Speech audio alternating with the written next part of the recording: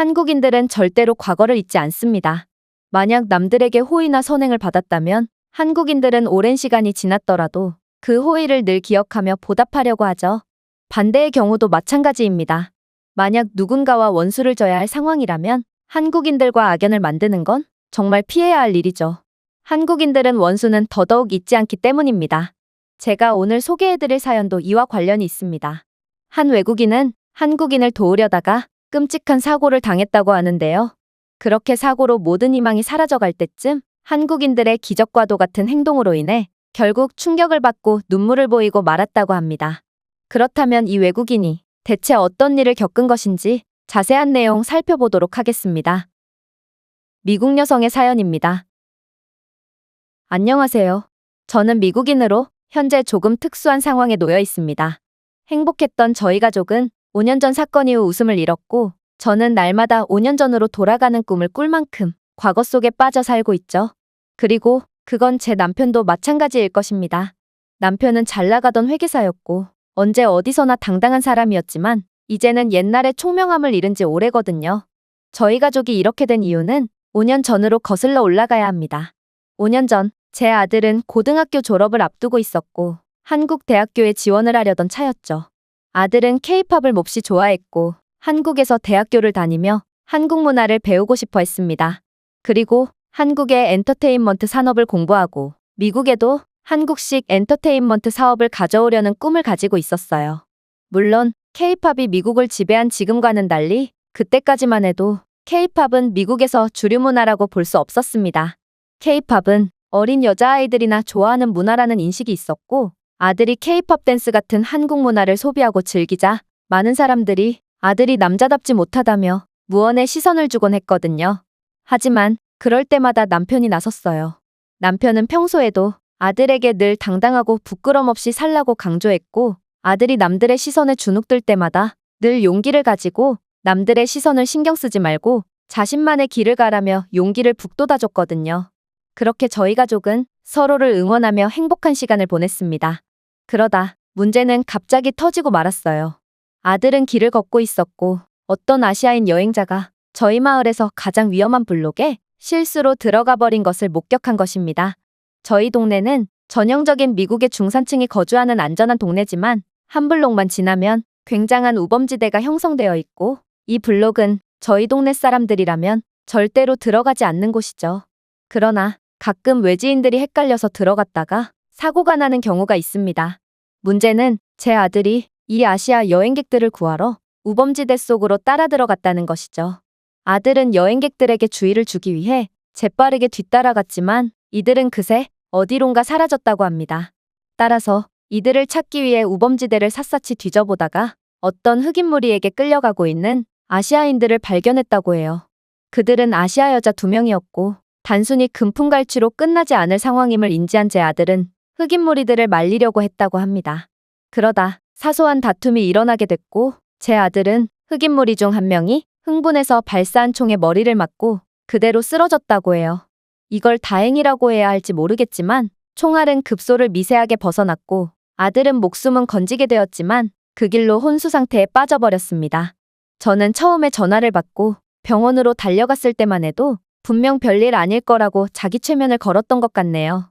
하지만 누워서 정신을 못 차리고 있는 아들의 모습과 아들의 옆자리를 지키며 울고 있는 2명의 아시아인 여자들을 보고 저는 아들이 심각한 부상을 입었다는 걸 직감했고 그 자리에서 주저앉고 말았습니다.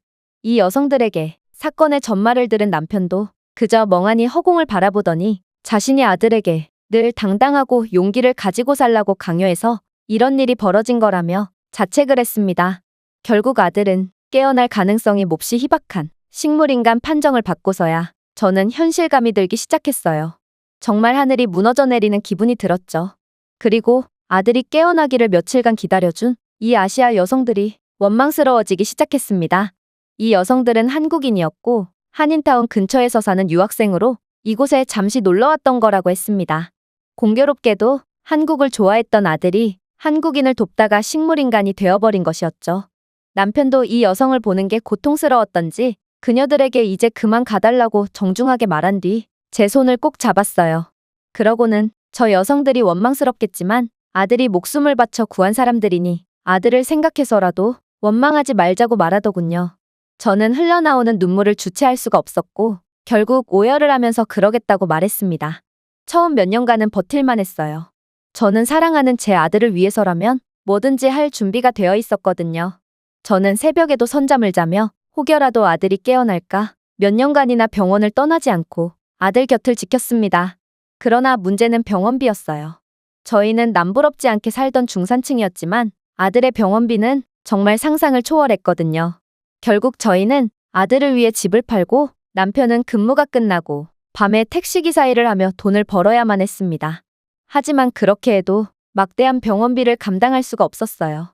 결국 5년이라는 세월이 지날 동안 저희는 몸과 마음이 모두 지쳐버렸죠. 5년이 지났지만 아들을 향한 저희의 사랑은 조금도 변하지 않았습니다.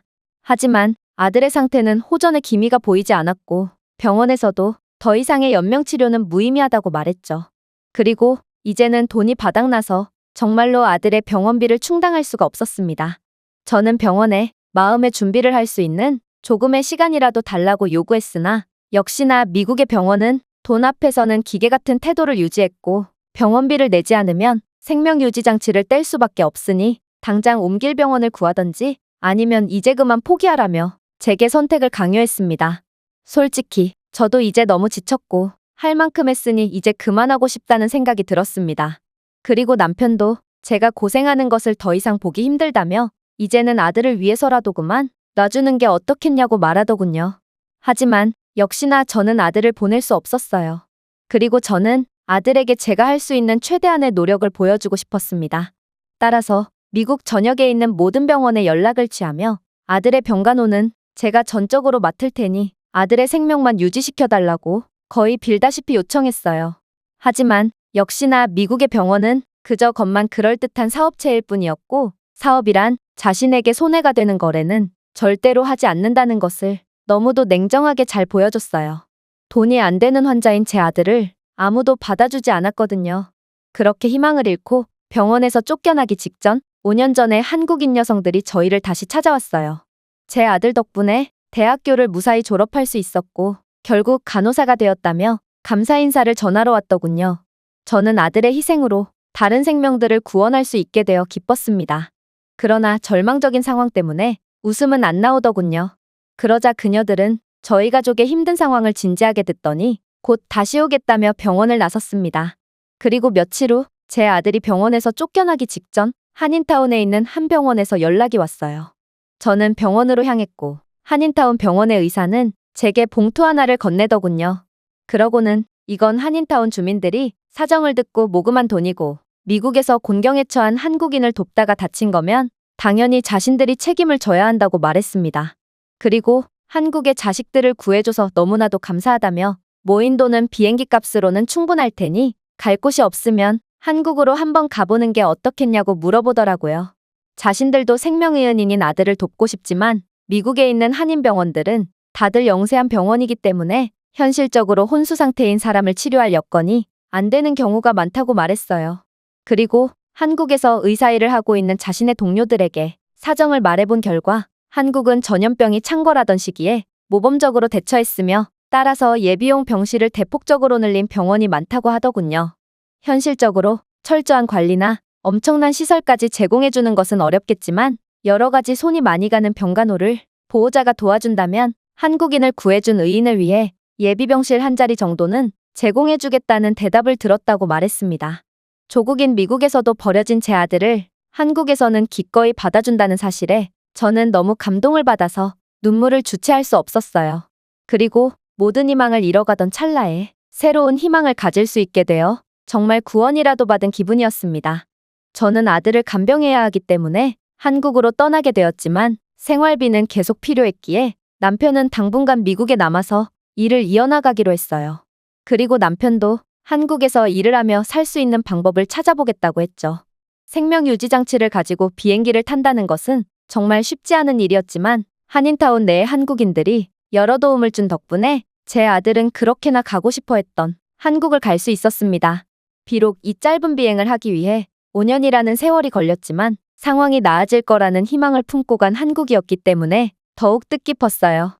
그렇게 도착한 한국에서 아들은 희미한 미소를 짓는 것 같았습니다. 그렇게나 원하던 한국을 5년 동안이나 기다려서인지 아들은 기분이 몹시 좋아 보였어요. 비록 제 아들은 그저 누워서 한국의 하늘만을 바라봐야만 했지만 한국인들은 이미 저희에게 기적을 선물해줬고 이러한 기적은 또 다른 기적을 낳아 나중에는 걸어서 한국을 둘러볼 수 있게 될 거라 믿었습니다. 정말 감사하게도 한인타운 내의 한국인들과 제 아들이 구해준 간호사들의 도움은 여기서 끝나지 않았어요. 이들은 저희를 위해 아들이 한국에서 수술적 임상시험을 받을 수 있도록 도와주고 있으며 회계사인 남편이 한국에서 어떤 일자리를 가질 수 있는지 여러 정보를 주고 있거든요. 그리고 아들과 함께 병원에서 살다시피 하는 저를 위해 여러 생활 필수품들과 음식들을 지원해줘서 제겐 엄청나게 큰 힘이 되고 있답니다. 미국에서 제 아들은 그저 생명을 유지하기만 했다면 한국에서는 비록 임상시험이긴 하지만 병이 호전될 수 있도록 치료까지 받을 수 있다는 사실에 너무나도 감사한 하루를 보내고 있습니다. 그리고 아들의 웃는 얼굴을 다시 볼 수 있다는 희망을 가지니 이제는 5년 전으로 되돌아가는 꿈을 거의 꾸지 않고 완치된 아들과 함께 한국에서 오순도순 사는 저희 가족의 미래 모습을 꿈꾸고 있답니다. 저희 가족을 다시 정신적으로 뭉치게 해준 한국에 진심 어린 감사의 말씀을 드리며 자신이 한국을 사랑한 만큼 한국도 자신에게 사랑과 관심을 돌려줬다는 사실을 나중에 제 아들이 알면 정말 기뻐할 것 같네요. 아들이 빨리 일어나서 자신을 잊지 않고 사랑해주는 사람이 이렇게나 많다는 사실을 알았으면 좋겠습니다. 이 외국인의 글은 여기까지입니다. 아무리 자신을 도와준 사람이더라도 시간이 지날수록 고마운 감정이 희미해지기 마련이지만 한국인들은 절대로 은인을 잊지 않습니다. 한국인을 도와준 이 미국 영웅이 한국에서 꼭 완쾌되어 건강하게 지냈으면 좋겠습니다. 제가 준비해온 내용은 여기까지입니다. 끝까지 시청해주셔서 진심으로 감사드리며 여러분들의 구독과 좋아요, 알림 설정은 영상 제작에 큰 힘이 됩니다. 이상 세모튜브였습니다.